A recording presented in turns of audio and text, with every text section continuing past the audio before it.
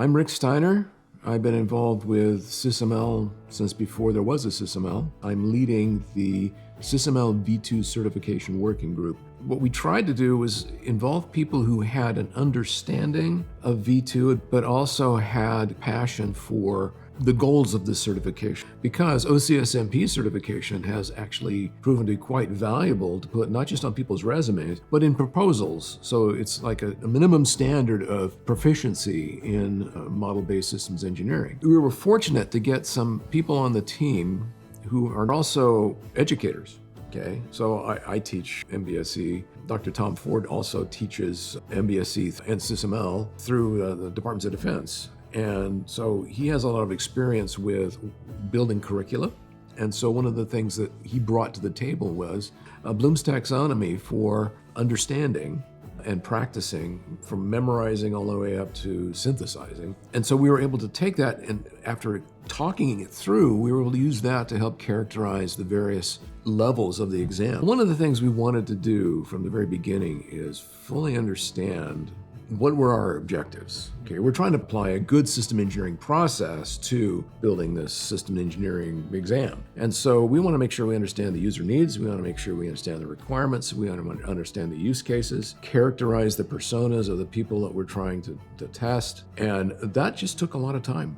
What's the profile, if you will, for someone that we would expect to pass this lower level exam or middle level exam, high advanced exam, and what are the distinctives in terms of what we want them to know? And then once we have that, we can back that into building a set of questions that we want to put on the exam.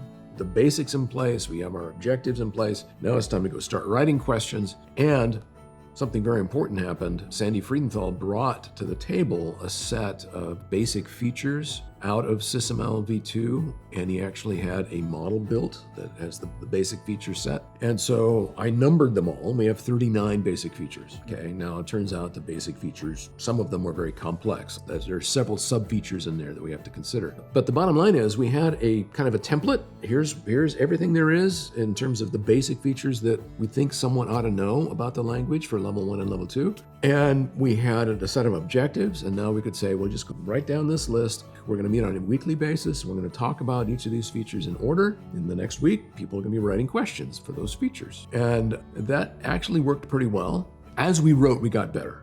Okay, as we wrote, we realized, no, we need to have a little bit tighter structure on these questions. And so we ended up coming up with some specific templates for writing questions, and a couple with some specific objectives for each kind of question type. In doing that, we started to build momentum.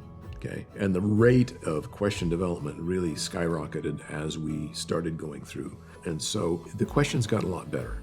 We wanted to make sure that whatever examination database we come up with would be something that would be maintainable, something we could continue to update as the specification updates. In SysMLv2, there is a textual representation, and then there is also a graphical representation. The implementation working group of the SMC gave us a working tool that we could use. We can actually write SysMLv2 code and see, well, does it parse? So there's a kind of validation. Hisashi, who's on our team, had adapted Plant UML so that it actually could visualize those, so we could have a little graphic of it. We focused on the textual questions first because we had expected that tools would get better and the graphic tools would follow suit.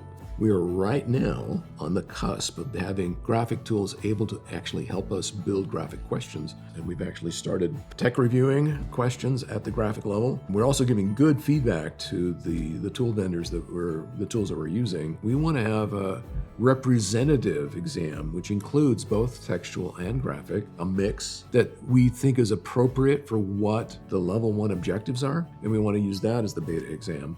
And there's a certain period of time after the beta exam that we need to let the psychometricians do their work and help filter out the questions that are not adding value. And then from that, we'll narrow down the item bank to those questions that we think are most useful. And so it's feasible that we would have a for real certification exam in the fall. The level 1 exam is meant to prove someone is proficient in being able to read systems models using the V2 language.